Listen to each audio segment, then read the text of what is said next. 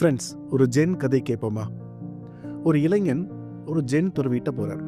அவர்கிட்ட போய், என்னுடைய வாழ்க்கையில் நிறைய கஷ்டங்கள் வந்துக்கிட்டே இருக்கு, என்னால் தாங்கவே முடியல, இதுக்கு ஒரு தீர்வு சொல்லுங்களேன் அப்படின்னு கேட்குறாரு.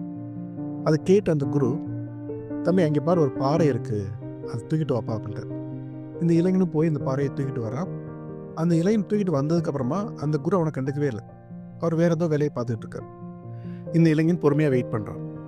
கொஞ்சம் நேரம் ஆகுது, கை வலிக்க ஆரம்பிக்குது, இருந்தாலும் பொறுத்துக்கிட்டு இருக்கான். இன்னும் நேரம் ஆகுது, கை வலி தாங்க முடியல. அப்போ குருட்ட கேட்குறான், குருவே நீங்கள் பாறை எடுத்து சொன்னீங்க, நான் எடுத்து வந்துட்டேன், ரொம்ப நேரமாக தூக்கிட்டு இருக்கேன், கை வலிக்குது, அடுத்து என்ன பண்ணணும்னு சொல்லுங்க அப்படின்றான். அது குரு சொன்னாராம், தம்பி உனக்கு கை வலிக்குன்னா பாறையை கீழே வச்சிருப்பா அப்படின்னாரு. அவனுக்கு கீழே வச்சுட்டான். ஒரு பெரிய ரிலாக்ஸேஷன், அவனுக்கு பெருமூச்சு விடுறான், சந்தோஷமாக இருக்குது. அப்போ குரு சொன்னார், தம்பி இதுதான் உனக்கான தீர்வு அப்படின்னாரு. உன்னோட வாழ்க்கையில் வர கஷ்டங்கள் இந்த பாறை மாதிரி தான், அது நீ கட்டாயம் தூக்கியே ஆகணும், அந்த கஷ்டத்தை கடந்தே போகணும், அதுதான் வாழ்க்கை. அந்த கஷ்டத்தை பாசிட்டிவாக எடுத்துக்கிற மனப்பக்குவம் இல்லை அப்படின்னா கஷ்டப்பட்டே ஆகணும், அது பரவாயில்ல. ஆனால் எவ்வளோ நேரம் கஷ்டப்படணுமோ அவ்வளோ நேரம் கஷ்டப்பட்டுட்டு அந்த கஷ்டம் விட்டுட்டு போயிடலாம்.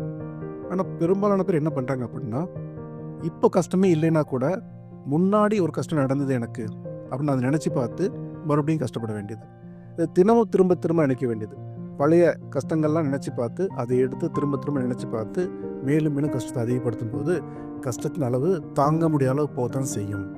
ஸோ ஒரு கஷ்டம் வந்தது அப்படின்னா அதுக்கு தேவையான அளவு ஃபோக்கஸ் கொடுத்து அதை ட்ராப் பண்ணிட்டு அடுத்த வேலையை பார்க்க போகலாம், வாழ்க்கையை சந்தோஷமாக அனுபவிக்கலாம். ட்ரை பண்ணி பார்க்கலாமா?